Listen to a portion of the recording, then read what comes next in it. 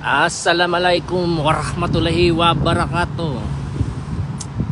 So, ang mandate ng Panginoon sa atin ay ating idisipulo ang lahat ng mga people group panta-taesne. Panta-taesne ba o panta-taesne? Basta ganun. All ethnic groups. Hindi make disciples, i-disciple talaga lahat ng mga ethnic groups. So kasi nga yung mga kailangan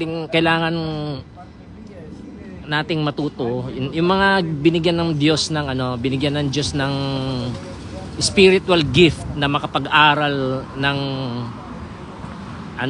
spiritual gift, saka din yung intellectual capacity, tapos yung discipline, na puro regalo naman lahat ng Diyos makapag-aral ng at makapag-translate ng Hebreo saka Grego para maano natin yung ma-correct natin yung mga translation na kasi 80% ng mga ebangheliko, mga evangelical dito sa Amerika, European conquistadores gonorrhea. Kaya pala walang revival, di ba? Naikwento ko na sa inyo. So nagtataka nga ako, sabi ko bakit? Anyway, so yun, panta-taesne lahat. So dito nagtataka ako bakit ang mga church dito tumatakbo sa pera Diyan din sa Pilipinas, maraming church nakadepende sa support ng banyaga, pasuporta ng Amerikano, suporta ng mga European. So dito ganun din sa pera, pinapatakbo ng pera, mini-maintain ng pera ang mga church dito. Pag nawalan ng pondo ang mga church dito, tagilid. So ang tagal na nilang alam itong problema na to. Kaya ano ko, bakit doon pa sa Chicago, bakit yung mga church planting ang goal, karamihan yung mga, kasi may segregation dito yung lugar ng mga itim, banda doon naman mga Mexican, banda doon naman mga Asian, tapos yung mga puti doon sila siyempre maraming pera yung mga yun, maganda yung mga lugar nila, yung pinaka the best na mga lugar ang kanila. Depressed yung sa mga itim, saka nagbabarilan, nagpapatayan, tapos hindi nasusolve, parang pinababayaan. So parang gusto rin nilang magpatayan yung mga itim.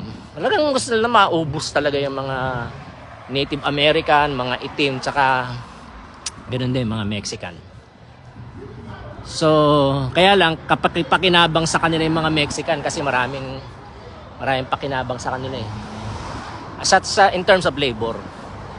So nagtataka ako, tapos ang sabi wala daw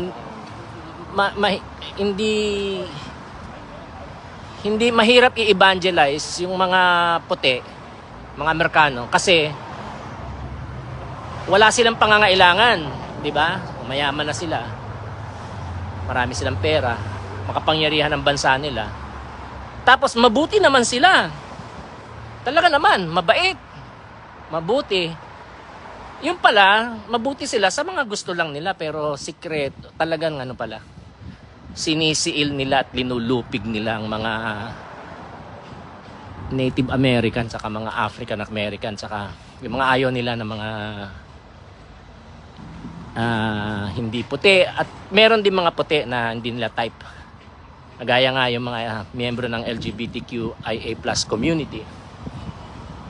So nung hindi ko pa naranasan yon dito sa San Francisco, bulag ako doon, hindi ko alam. Tapos parang hirap, kasi kailangan, para ma-evangelize mo sila, kailangan mo ng pera, kailangan mo ng pondo, kailangan mo ng program, kailangan mo ng banda na magaling, di ba? Na talaga namang pang Hollywood, talagang pang talaga, professional talaga. Ganon, high maintenance. Sabi ko, ang hirap naman nun, di ba pwede house churches? At may ano sila, may katigasan. Parang tigas ng puso nila. So siguro ano na, the pride of life, ganyan. Pero nung na ano ko to, tapos kaya all things work together for good eh. Kasi dahil sa presidente nilang mabait at dahil sa mga naranasan kong nakita ko talaga at naranasan ko, nasaksihan ko na paniniil nila, panlulupig nila sa mga itim. Sa itim ko nakita, hindi ko yung actual na ano ko, naranasan ko at nasaksihan ko sa itim eh. Sa mga itim. So doon na ako ginawa, siyempre hindi naman pwedeng tumupi ako kasi pag tumupi ako nagwi-witness ako di ba? Nagwi-witness ako sa mga kaibigan kong itim, di ba? Sila ang sila ang priority kong i-reach na naging ganun na. Kasi bakit basta ganun. May mga church, may mga malalaking church na magagandang church na mga puti. Pero sa mga itim talagang depressed. Tapos parang yung mga sa itim din na mga church saka mga mga seminaryo, mga ministry, parang hindi solid ang doktrina. So kaya nung nasaksihan ko yung paniniil at panlulupig ng mga puti sa mga itim dito sa San Francisco, doon na ako nagsimula magsalita. Tapos nung marami ng kung ano tong presidente nila, nagsalita talaga ako. Hindi pwedeng hindi kasi part ng witness natin yun 'di ba? What would Jesus do, 'di ba? What would Jesus do? Tatahimik na lang si Jesus? Hindi, 'di ba? So, tsaka iba yung sa panahon ng Panginoong Hesus din kasi total dictatorship naman 'yon, 'di ba? Total imperial dictatorship. Europe pa rin 'yon, Rome, 'di ba? European conquistadores ang mga Romano. So, hindi hindi tsaka yun nga, sabi ni Jesus, kailangan maging wise si Jesus kasi nga inaano niya, ang pinaka-mission niya, mamatay para sa atin. So, 'di ba, political din yung nangyari kung bakit siya pinatay, 'di ba? So,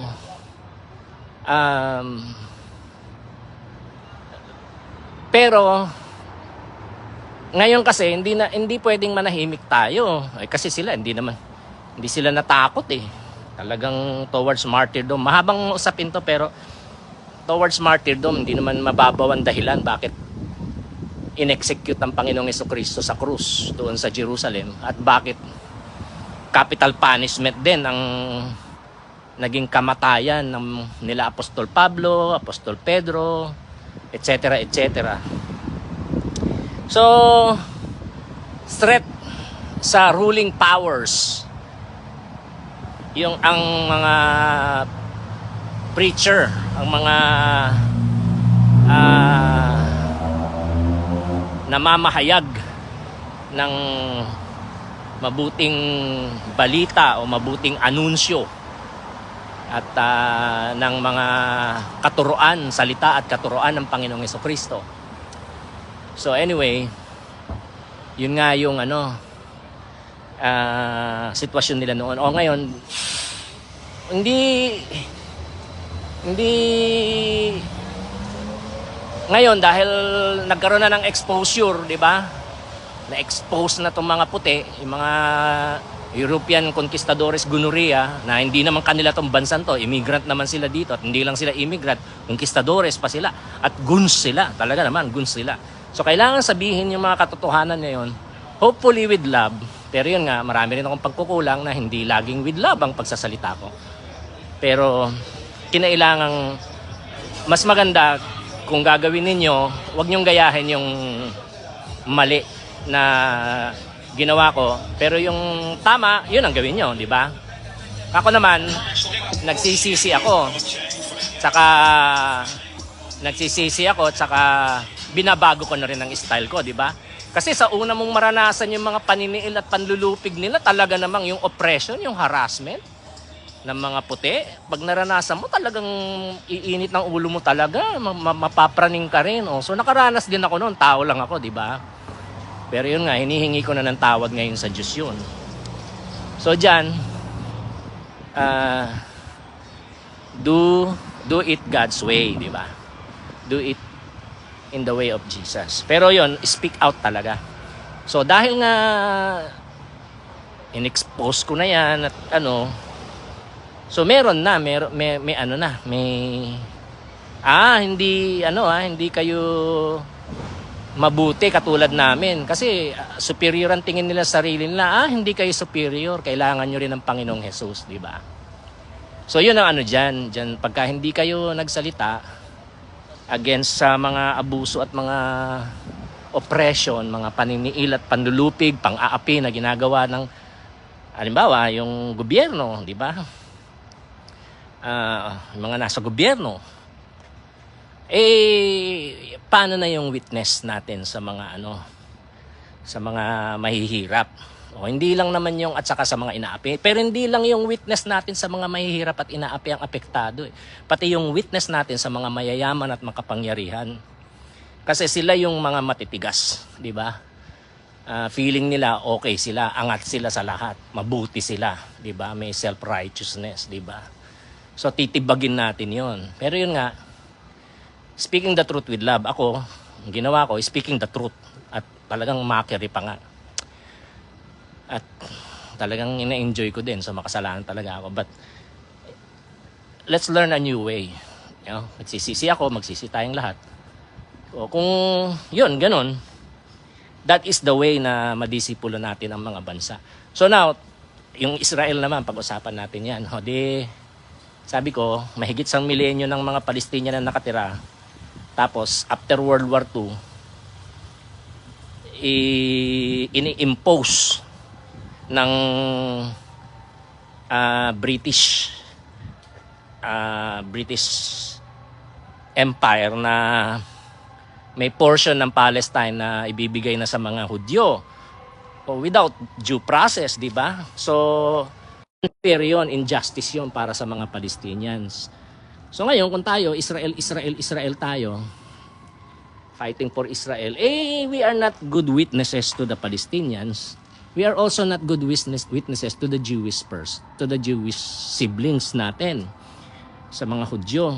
Kailangan sabihin natin sa kanila na sa Old Testament, ang mga Hudyo came under the judgment of God. At pagdating ng Panginoong Hesus, sinabi ni John the Baptist, na tagapagsalita ng Diyos, na the axe is already laid at the root of the trees. Sinabi din ng Panginoong Hesukristo, di ba, na kailangan ng cleansing yung sa may temple, yung fig tree na kinurse, na walang bunga at hypocritical ang Israel. So noong AD 70, nagkaroon ng judgment.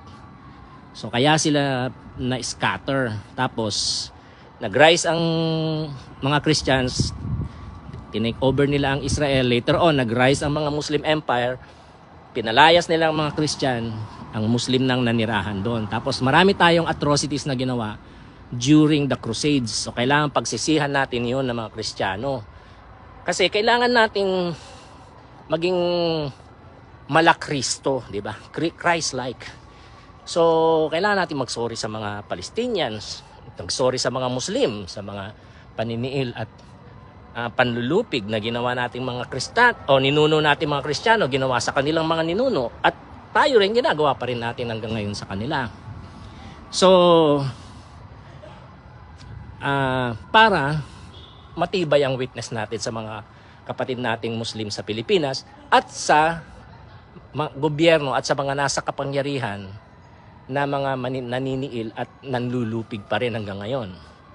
Ganon din ngayon yan sa Israel. Ang Israel ang naniniil at nanlulupig sa mga Palestinians. May ginagawa rin ng mga Palestinians, pero grabe naman yung sa Israel, di ba? So kailangan yung